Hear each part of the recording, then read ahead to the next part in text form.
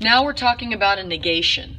So when we talk about a negation, that's the denial of a statement. That's the negative of a statement. The negative of a statement is always the denial. So if I give you a statement like, it's raining outside, the negative would be, it's not raining outside. If I gave you the statement, I'm not sleepy, the negative of that statement would be, I am sleepy. So it's denying, or it's the opposite of the statement that you're given. So when we look at what's called an inverse is formed by negating, there's that negating, a negation, both the hypothesis and conclusion.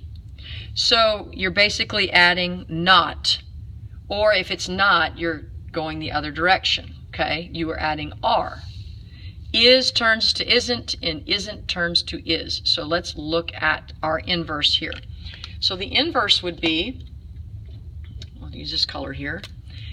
If you pass the tax test, let's bring this up to date. Let's not be in the Stone Age. The STAR test, I could even call it the EOC. If you pass the STAR test, then you will graduate. So there's my if, there's my then. So it says if you do pass, then you will graduate. So here's the negative, okay? The negative will state if you, and let me get different colors here because I love color coding and being visual.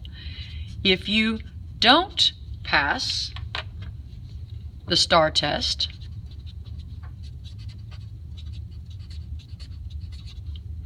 then you, and you guessed it, won't graduate. Do you see how I negated both statements? I changed them to if you do, you will, to if you don't, you won't. And that's what an inverse is. An inverse, you don't change the order of anything, you just change it to opposite. So if you do, then you won't, or if you do, then you will.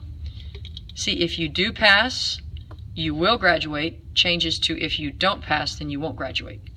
And that's how you do an inverse.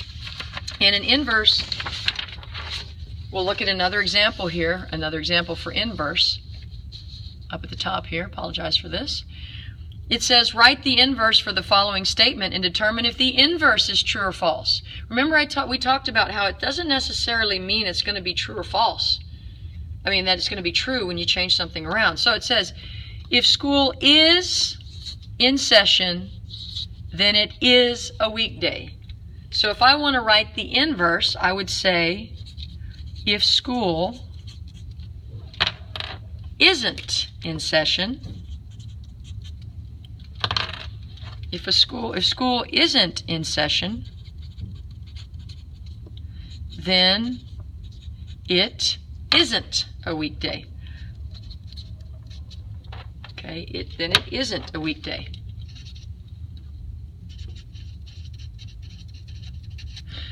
Again, that is the inverse. The inverse means that you're going to change everything to the negative, negation, negative. Whatever it is, if it is, it becomes isn't. If it isn't, it becomes is. So if school isn't in session, then it isn't a weekday. So that is true or false. The question is that true or false? Now this is actually kind of a sticky deal here because if school isn't session, that doesn't necessarily mean it isn't a weekday. Here is why it is false. And it's kind of sticky, but you got to kind of think about it. What are some times where, and remember, a counterexample means it fits the hypothesis, but doesn't fit the conclusion. So for my counterexample, when would school not be in session, but it actually is a weekday, so it doesn't fit with this? Well, counterexample would be Labor Day. It's a holiday, right? Memorial Day.